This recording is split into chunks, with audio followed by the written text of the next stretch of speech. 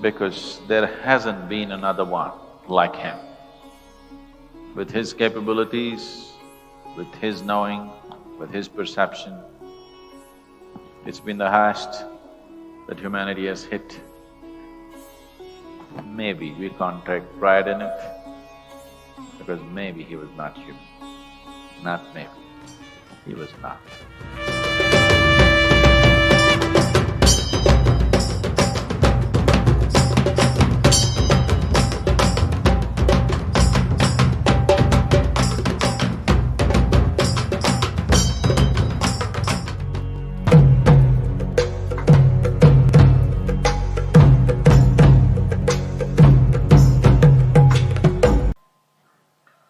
When Parvati insisted that she must marry him, or Sati insisted that he has to marry him, and he said, okay. Then the wedding was set up, all the guests came, people gathered, dressed to their wedding best, big celebration. Then the groom came, like that. And he was inebriated. And he had friends who were like, you saw them.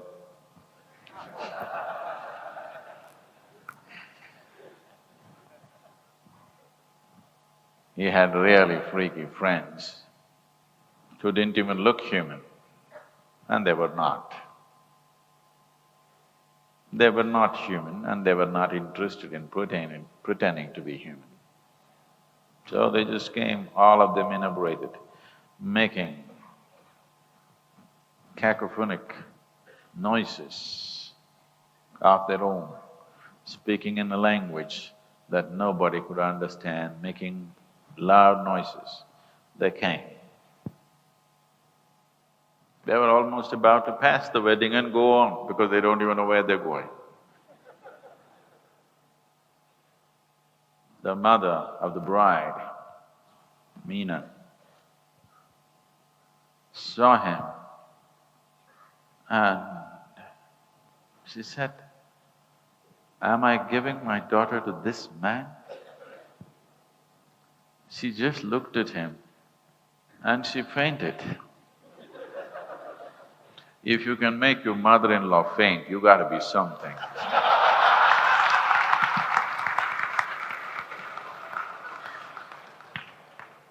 You gotta be really something if you have to make your mother-in-law faint.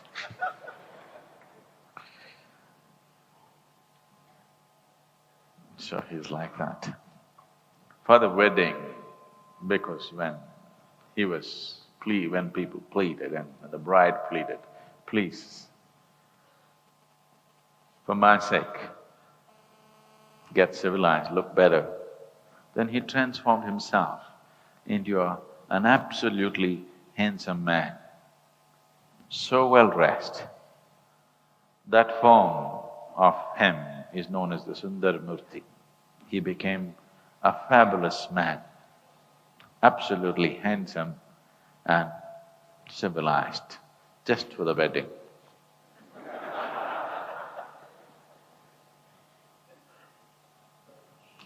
Because you're not going to get married to him, so he's okay. We don't have to make him beautiful, he's okay like this. Sadhguru, you drank cobra's venom with milk. Why? It's venom, it's not poison. You need to understand that. Venom affects you only when it gets into your bloodstream,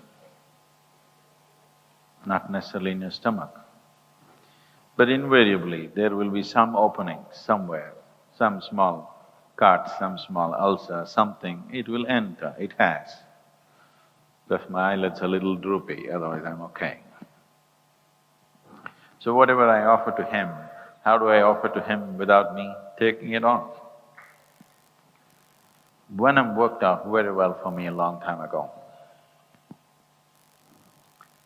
Well, it took my life away, but it gave me something more precious than life. So venom did not work against me, venom worked for me, and it's continued to work for me.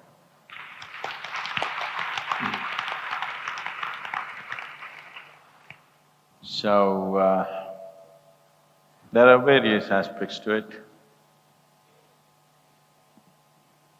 My only concern is, if I speak about this, people will understand it in bits and pieces and take those bits and pieces and they may get bitten.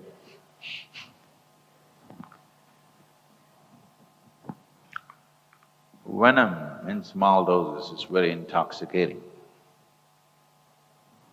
Too much of anything kills you. Even oxygen kills you, do you know this? Pongal can kill you. Too much pongal can kill you, believe me. Yes, it does. Probably pongal kills more people than cobra's venom. Yes, it does. Blood gets a little thick. Right now, if I try to climb a mountain, I may have a heart attack because blood is a little thicker than what it should be.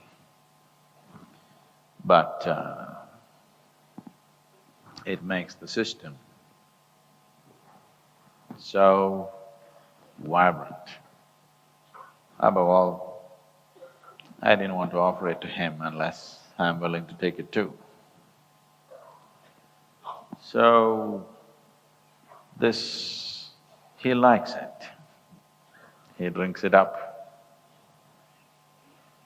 Solidified mercury takes in only 3 substances. Actually, we could experiment, but I don't want to do such things. With another piece of mercury, we could try this, you can see this actually. It will take in gold, it will take in silver, and it will take only cobra's venom. You give it some other venom, he won't take it. He's very choosy about it. He wants only that. These are only 3 substances that he will eat, nothing else he will touch. So that's not without reason, there is good reason for that. If you're made in a certain way, energy-wise, if you are in a certain way, if you're vibrant beyond a point, then the cobra's venom works in a completely different way on the system. You might have heard,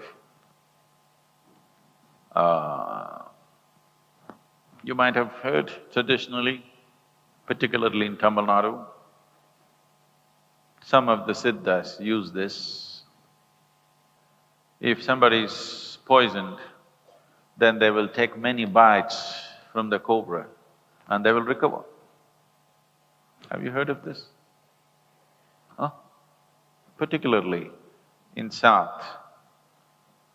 And one famous case in history is Bhima.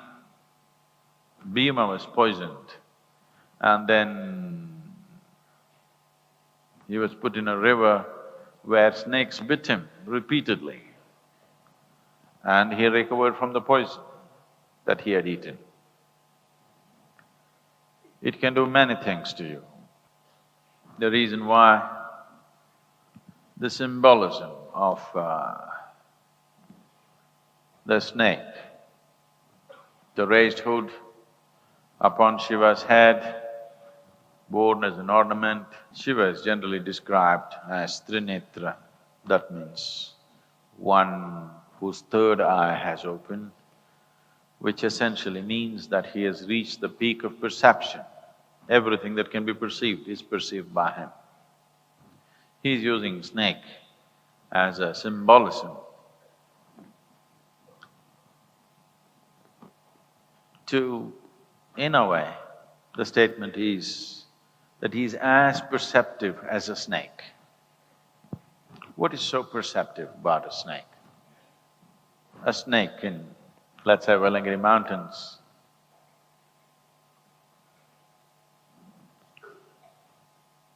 knows more about the spiritual sciences than any of you for sure, than any spiritual book that you can read on the planet. He knows more about it. Not intellectually, energy-wise. Everything that's happened in this region, phenomenal things have happened in this region. If you want to know the science of, let's say, creating Dhyana Linga, they know energy-wise, not intellectually. If you can feel energy-wise and then being human, you can translate it into intellect. If you experience something, you are able to intellectualize and then articulate to whatever extent possible. That is essentially a human quality. But he simply knows it, energy-wise, by experience. If you have the necessary thing to just observe him, he will literally tell you almost anything that's happening upon this planet by the simple change in his behavior and how he handled himself. A snake is a very perceptive animal. You cannot call it an animal because it's above Shiva, not at his feet. He places it above himself, saying, "It is as good as me, right here, as good as me, not here." I could do wonderful things with snake venom to people. But today's world, if I attempt anything like that, even if the news spreads, if I gave you a drop of venom and even if you felt wonderful, and even if the meter said you're feeling great, no. This could it could be, according to the criminal procedure code, it could be a crime. So we are living in a certain kind of world where there's no room for profoundness. Sometimes I wonder, why the hell am I still around? Because there's no room for profoundness. There's simply… the more profane you are, the better you are in this world today. That's how it is. Just about everything. When people can even pride themselves that they have no attention span, and they're very proud of it. They have a short attention span, and they're very proud of it. I can't believe what's happening to humanity. I'm from another time, unfit in this world probably. 9 types of poisons, they're mixed and made it into medicine in this land. You heard of Navapashanam? Mercury, which just about anywhere in the world people fear it as poison. It is a main ingredient of the Siddha medicine in South India. So what is poison and what is the elixir of life? Simply depends on who you are. And Shiva has always been known as the Nilakanta. That means a poisoned throat. So if you have a cobra hanging around your throat, you who wear a cobra as an ornament, you're bound to have your throat bitten often enough to turn blue. There isn't another man. There has never been another man with the capabilities and the knowing that this man was. There hasn't been one till then, since then. Everybody whom you worship in this land. If you are a Rama worshipper, if you are a Krishna worshipper, whoever, all of them worshipped Shiva. I'm not trying to set superiority, inferiority, business, Vaishnavas and Shaivas fighting. I'm not talking about them. I'm saying right through history, just everybody that you held as a divine being, all of them. Krishna never started his day without his doing morning Shiva Puja, every day. Even on the day of the war, he was doing it. Particularly, Mahabharata mentions it, that even when the battle was on, even those 18 days, all others were busy, worried about what's going to happen today. But he did his morning Shiva Puja before he stepped out. In his own life, he was seen as a god, nothing less than that. Even he, because there hasn't been another one like him. With his capabilities, with his knowing, with his perception, it's been the highest that humanity has hit. Maybe we can't take pride in it, because maybe he was not human. Not maybe, he was not.